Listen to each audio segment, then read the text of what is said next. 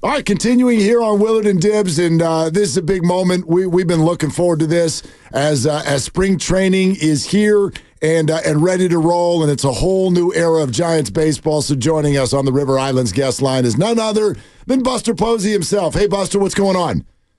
Hey, guys. Doing great. How are y'all? We're good. I just want to know, like, even the way you sort of stepped into this job, you admitted this is a little new. So how are the shoes fitting you so far? I've really enjoyed it. I mean, it's a chance to definitely do something different. I mean, it's still baseball though. I think that's kind of where I've landed. Is the enjoyment for me is getting to talk baseball every single day, and you're looking at things from a different angle, and but really you're just surrounded with people that are passionate about the game. And gosh, I can just remember loving the game before I can even remember anything. So to get to continue to be a part of the game in this role is it's been great. But you go from loving the game to now actually being the game and changing the game. So what's the last 4 months been like for you, being somebody who's actually holding the levers rather, for what's going on with the Giants? Well, I mean, I guess that's one way you can look at it. I mean, ultimately, I think the game goes because of two parties. It's the players and it's the fans. So, I think, what I've tried to relay, and I think it's important that for all of us in the front office, is that, yes, I mean, it's a big job to try to put the most talented amount of players out there on the field, and you're analyzing different scenarios all the time, but ultimately it boils down to what happens in between the lines. And it's like I said, I think this game goes because of what the players do on the field and the entertainment value they bring by great play and their personalities, and then the fans showing up at the park. We all got a good taste of that, right? Back in COVID, when we didn't have fans in the ballpark, and just how different it is. So to me, it's those two parties that really make it go, and then the rest of us are just getting to be along for the ride. Buster, I think for a first big move, it certainly gathered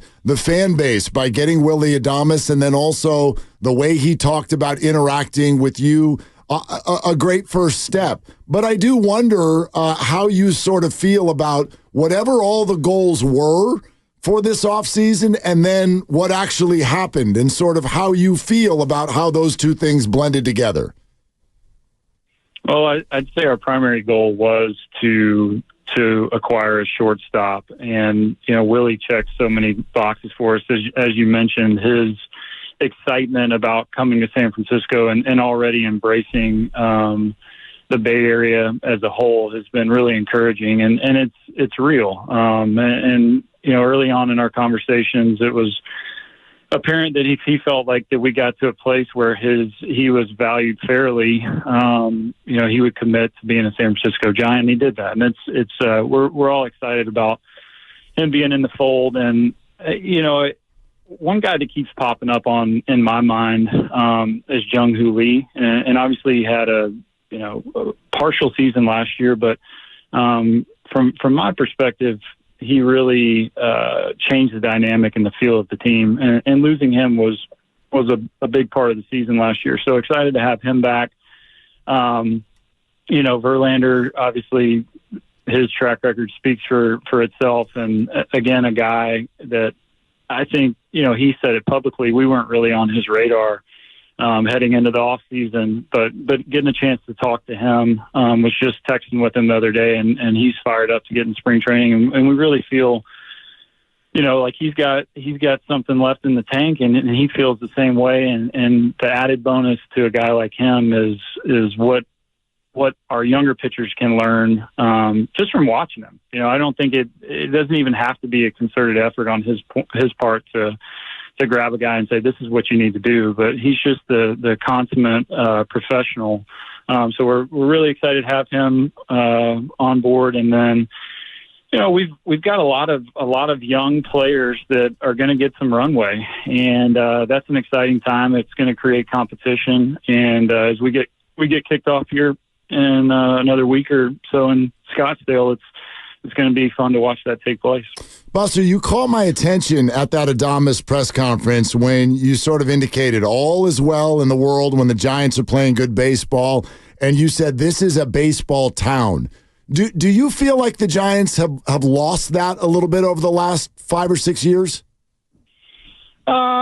I don't think so. I mean, I still, my interactions with the fan base, I wouldn't say so. No, I mean, look, I think the Giants fan base is a proud fan base, and they want a winner on the field. They want entertaining players, and that's what, our job is to try to deliver that.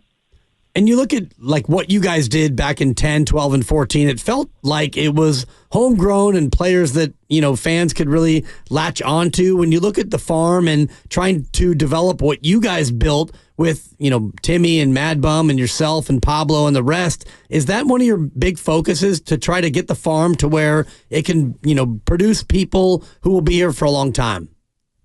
Yeah, no question. No question. I mean, as you mentioned, I'd say the Giants kind of hit the jackpot as far as the type of players that they were able to draft and develop, and it's a big focus of ours, and something I talked about to the minor leaguers last year when I was down in spring training for a little bit, was just the opportunity that's in front of them, because it is a fan base that wants to, I think, pays attention to who's in the minor leagues, pays attention to who might be an impact player in the big leagues. And it's different. It's different when you do come through the system and you kind of grow up in front of everybody. And we most definitely want to try to develop as many of those players and personalities as we can. Buster Posey with us on Willard and Dibs, 95.7 The Game. Let's talk about those minor leagues for a second. Buster, how do you help Bryce Eldridge navigate this at age 20 and all of this attention?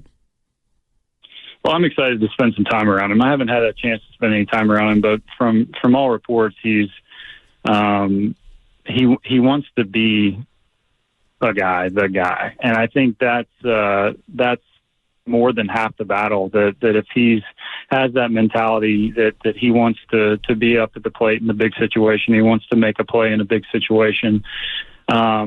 I mean, it looks like the guy can really hit. It really does. I don't want to sell it too much and put any unnecessary pressure on him. But if he just continues on the path he's on, I think he's going to be in a great place. And I think some of the stuff I'll talk to him about is just the day to day, making sure that you're working to improve daily and being patient and understanding that if you continue to put in the work, you continue to work and get better, that your time will come. And we most certainly, when he does arrive in San Francisco, want it to be an arrival that he's going to be in a position to succeed and be here for the long haul.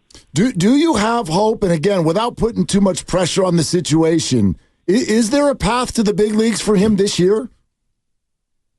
I think our preference would be for him to get another year under his belt and get reps in both offensively and defensively, but you never say never. I don't think any of us would be disappointed if he forced our hand, if it came to that at some point in the year. But internally, talking with Randy Wang, Kyle Haynes, and player development, we were all on the same page that we want to make sure he's as developed and prepared as he can be, so that again, he can have a long and very successful career. But do you think about your own journey? And I remember covering you in 2009 down in the Cal League, and I was doing games with Joe Rizzo, and you're hitting homers, and then about a year later, all of a sudden you got elevated so quickly. Do you think about your own journey and your own elevation in terms of, sometimes plans change based on how a guy does?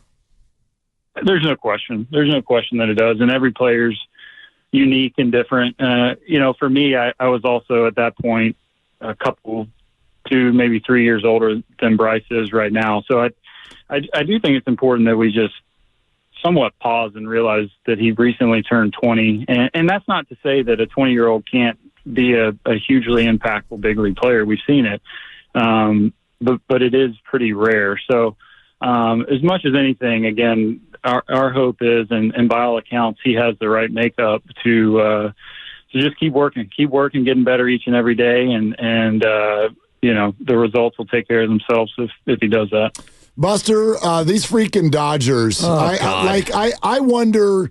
Obviously, all you can do is take care of yourselves, right? I get that, but how do you combat this? What they're doing, and I don't just mean that in a baseball sense. I sort of mean like the way the fan base is processing it, because everybody sort of feels like this is just. It feels like it's too much to battle.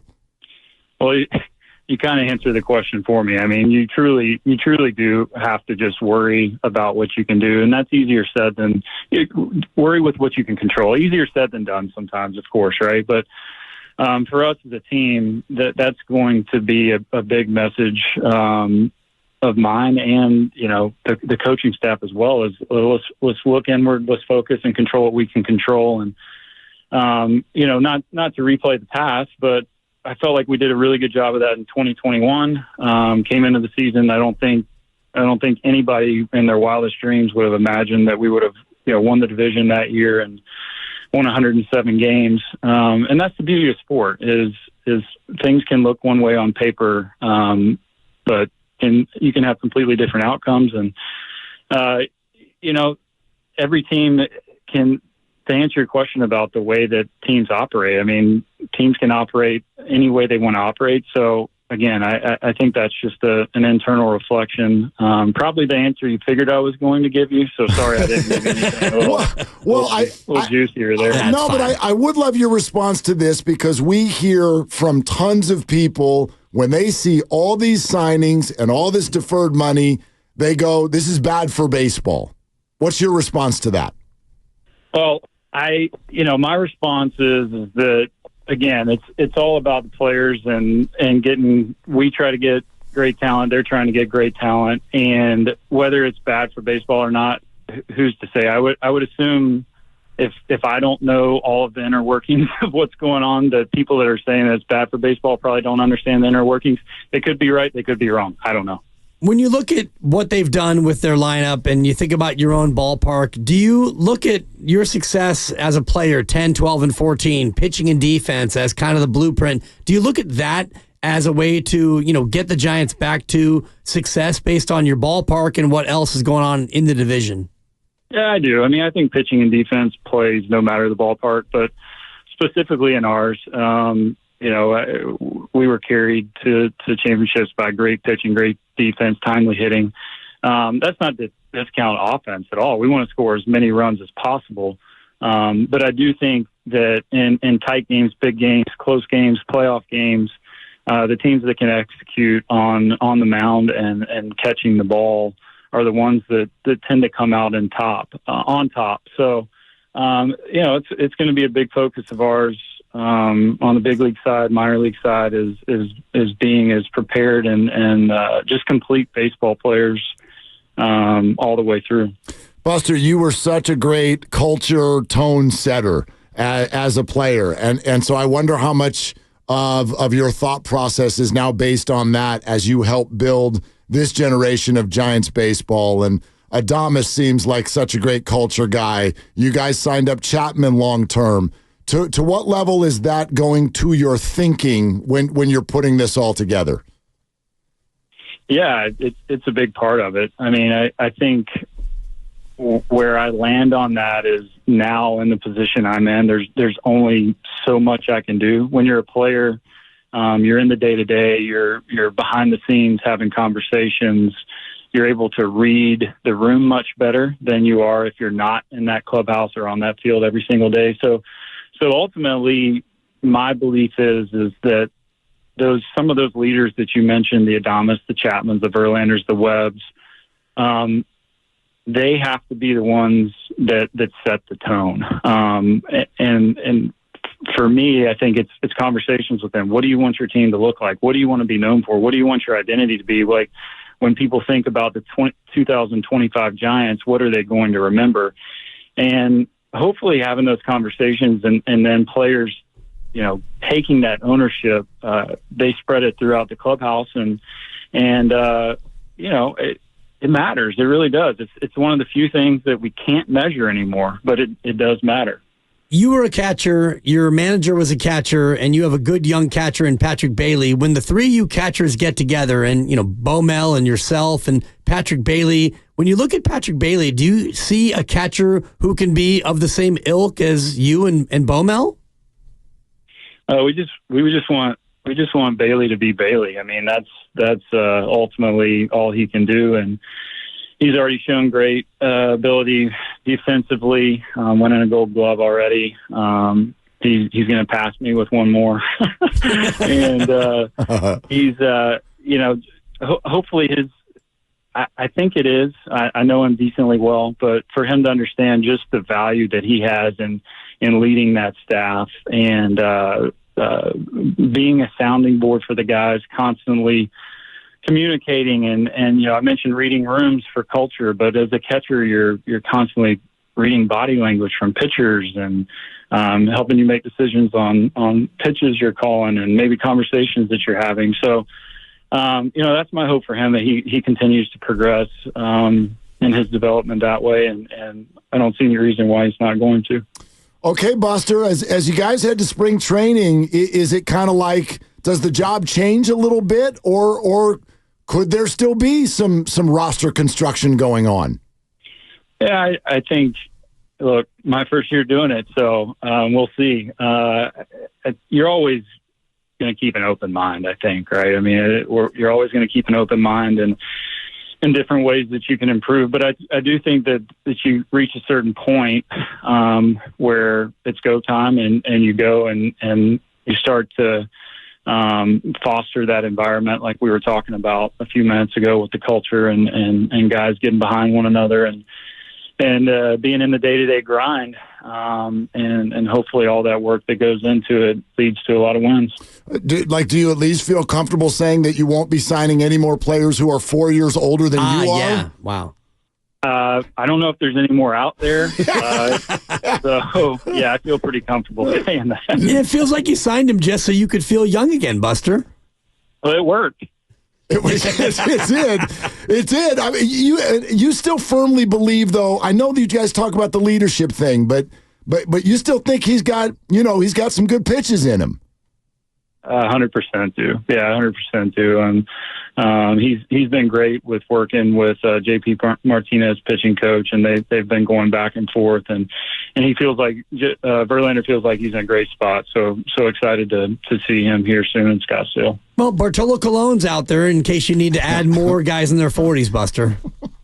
Is he 40? I figured he'd be pushing 50 by now, but we'll take a look. He probably is. Exactly. He probably is. Buster, thank you so much, man. We're looking forward to the season, and we appreciate you.